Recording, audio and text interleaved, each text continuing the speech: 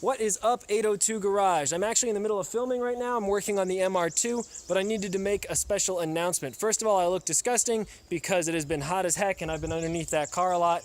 But I just hit 900 subscribers not minutes ago, so that's awesome. Second, I said I would do something special for 802 subscribers, and I didn't know what to do.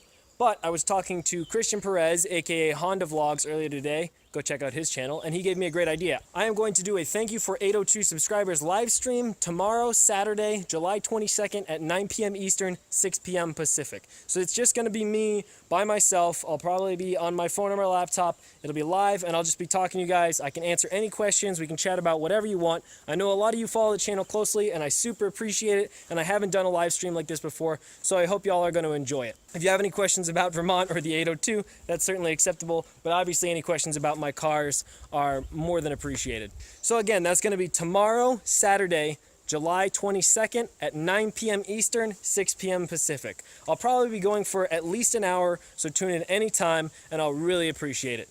I'll try to find a way to have the comments up on screen so that it's fun to watch later too. So even if you're watching this after the live stream is over, please go take a look at it. It'll probably have some cool questions and some cool chat with a bunch of 802 friends. Thank you so much. Hope you enjoy the rest of the video. Also, I'm actually about to wrap up filming for the day, but I wanted to throw this at the beginning. I'm thinking of having an 802 Garage meet on the 12th, or at least the weekend of the 12th in August, which is a Saturday. And basically it would probably be in the Barrie area, probably at the Berlin Mall Walmart.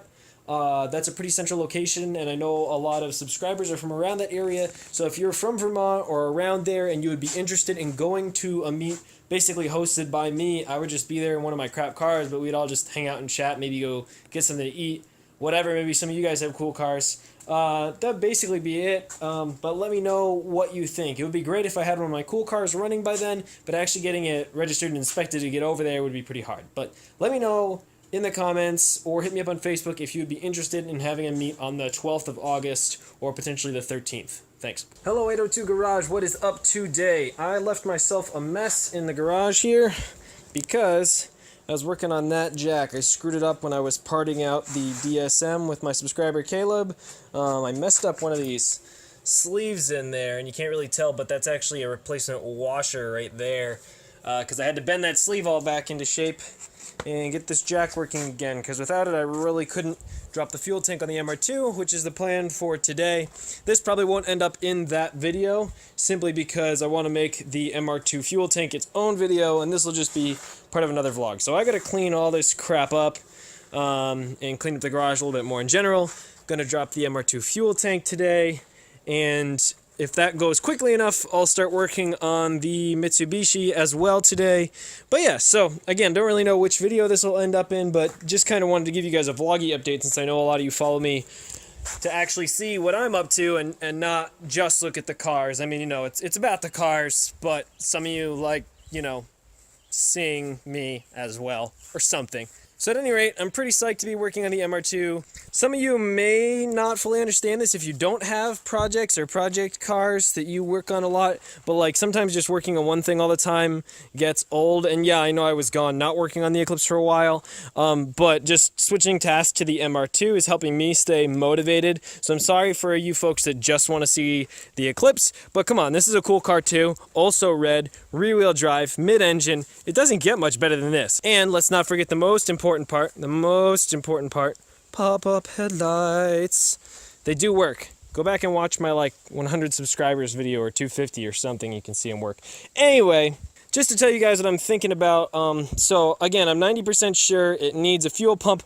All of you have been telling me it sounds like it has bad compression. I totally believe you, but here's my hope is that you're going to be surprised that once I give this thing fuel, how well it probably runs. That's just my suspicion, my hope. But who knows? It will be compression tested later, and you will see that. Just not right this second.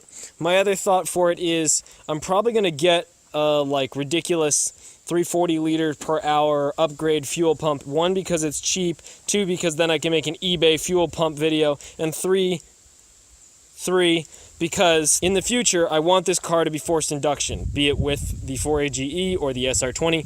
So having the fuel pump already in there is going to be great. The problem is that fuel pump is going to overpower the stock fuel pressure regulator.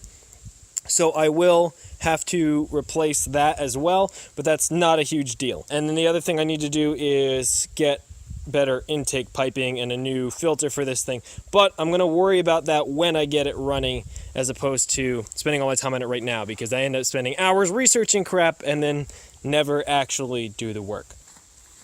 As for the Eclipse over there, well, it's still sitting. All the parts are pretty much ready to go on, and I have confirmed a date with Caleb to go back and get the strut tower for this beast. We're going to do that on Wednesday the 26th, I believe. So then I will basically have everything I need. I still got to work on that core support. I want to do that first. As soon as the core support is done, I can start reassembling everything. And then I will do the strut tower probably after it's back together. And this thing should run. So here's really hoping for that. And I know a lot of you are excited to see it.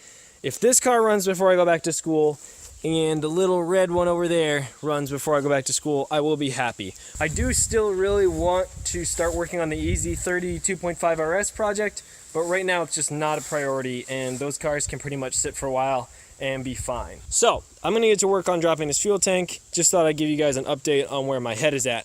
Hey, check this out, guys. I'm working on the fuel tank removal right now, and I just discovered my car has a mini factory sub. At least that's what it looks like to me. Let me see if I can give you a better view. Check that out, huh? Every time I sit in this car, I get so distracted because it's just so friggin' cool. I mean, like, they got these little vents down here that look like they're like hand warmers, and you can kind of like flip them to close them.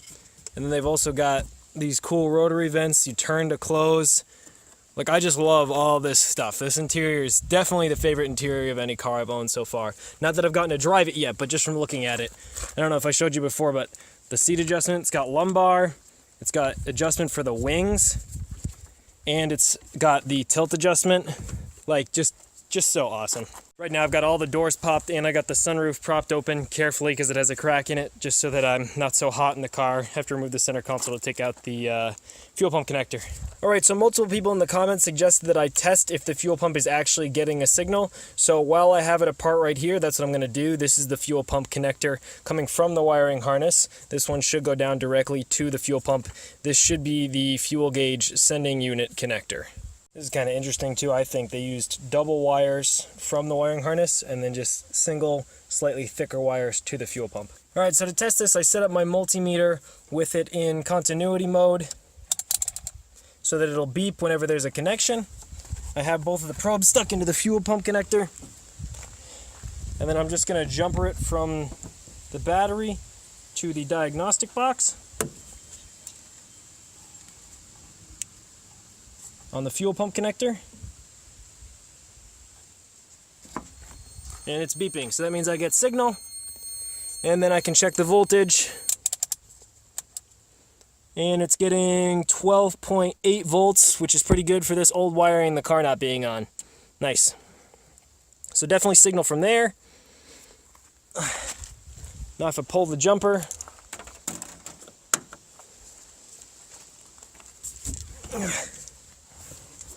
if I try to prime the car, I should get some voltage, I would think.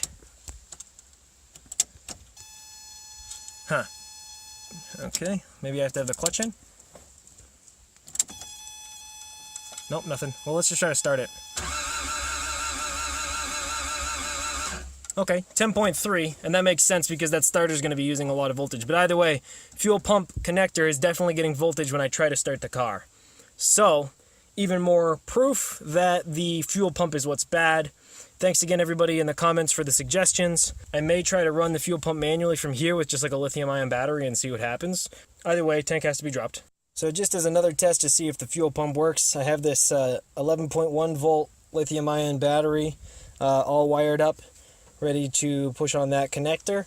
And these batteries, when they're fully charged, actually have, I believe, 12.6 volts. So it's plenty for that connector as a basic point. Plus, they have crazy amperage draw. So this is more than enough to run a fuel pump. And I'll show you what happens when I try. So, not sure which is positive and which is negative, but either way, you should be able to see I'm getting spark, but don't hear any noise. Again, hopefully you can see this. but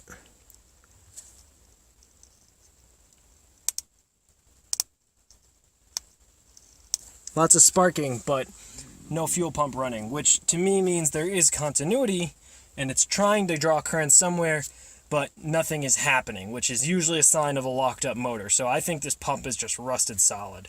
So that pretty much 100% confirms it for me, even though I was already 90% sure. Whew.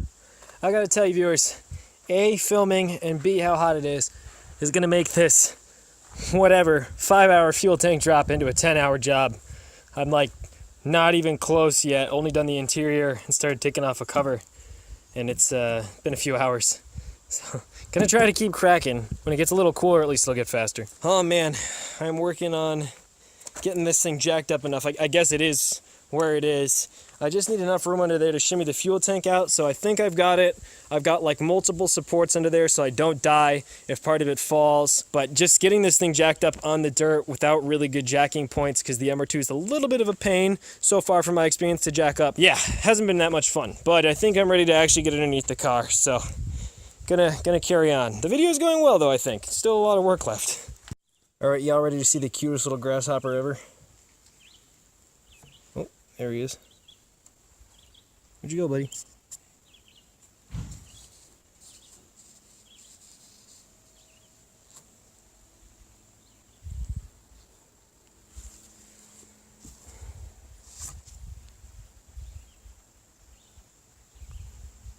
Look at how cute and little he is. You all right?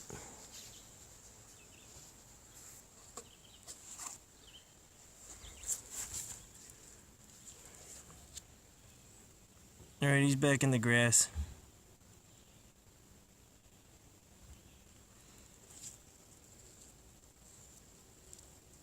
Beep. You know what I do get really sick of is gasoline flying directly into my eyes, even when I'm wearing safety glasses. I was under the car, used the impact to spin out a banjo bolt, and a drop of gas just went whoop, right like that, directly into my eyeball. So I just went and rinsed it with a bunch of contact solution. Should be fine, but just really annoying, you know? I wear the glasses for a reason. None on the glasses. Also funny is gasoline started dripping out when I unplugged the fuel filter, of course, more than I expected. I ran and got that pan, and by the time I got it, it was already done dripping all over my work surface. So, you know, poor preparation, should have had the pan out. Hey, at least it's cool out now, but it's also getting dark. That's why I got the light down there. Oh wow, sky's pretty though. Whew. Gas fumes are bad enough I went ahead and got a fan. And I brought the fire extinguisher out. I mean, that smells terrible. It smells like tequila that's gone bad for 7 years. I don't even know. Wow. Those fumes have literally filled this entire area. It smells terrible. Like, I don't understand. It's super strong. But it's like everywhere, not like normal gas. Alright, well, I'm gonna have to call it there for tonight, guys. I basically have most of the stuff that goes to the tank disconnected. So, all I really need to do now is pull the shroud underneath and the cross members and actually drop the tank, which should take me less time than everything else I've done so far, but we'll see. I originally wanted to have the tank done today, but, you know, between running in and out all the time and it being so hot, it just is taking a long time, which I knew it would be a long job. So, hope you all enjoyed this kind of like vlog update thing. Anyways, please remember to go watch the live stream tomorrow, Saturday the 22nd at 9 p.m. Eastern, 6 p.m. Pacific. Also, please let me know if you are in Vermont or nearby what you think about me having a car meet the weekend of the 12th in August, which is a Saturday. So probably that Saturday. The most likely location for it is Barrie, Vermont, at the Walmart. I'd probably call them and see if that's all right. If not, I'll find another location around there that's fine with it, but I think Walmart would be okay with it, and there should be plenty of space there. We could like meet in the corner of the parking lot or something like that. No idea how many people would show up. I know I've had at least 5 or 6 people tell me they'd go to something like that, and some people are right in that area. So Barrie's fairly central, so I figured that would be the best spot for it. So let me know what you guys think of that. And yes, I could have kept working in the dark with lights, but to be honest, unless it's a necessity, I'd really rather not. Thank you so much for watching, everybody. Hopefully tomorrow will be the fuel tank removal video. I also made some smaller videos in there while I was doing that I'll release over time. But basically just stuff that's helpful to MR2 people. But I know a lot of you will like to watch me drop the fuel tank and take out that fuel pump and see what's wrong with it. Thank you so much for watching. I appreciate all of you. All the comments I got on the latest video after I finally got back from Long Island were awesome. If you guys made it all the way to the end of this video, why don't you go down to the comments and write, "Don't sniff too much of that old gas." Tell you what, don't switch. Ugh, I obviously did have too much of it. Don't sniff too much of that old gas because it's rough. That stuff is gross. That's definitely the oldest gas I've smelled, at least in recent memory. So yeah, I know y'all like to do those little things when I say them, so super appreciate it once again. I'll catch you soon on 802 Garage. Bye-bye.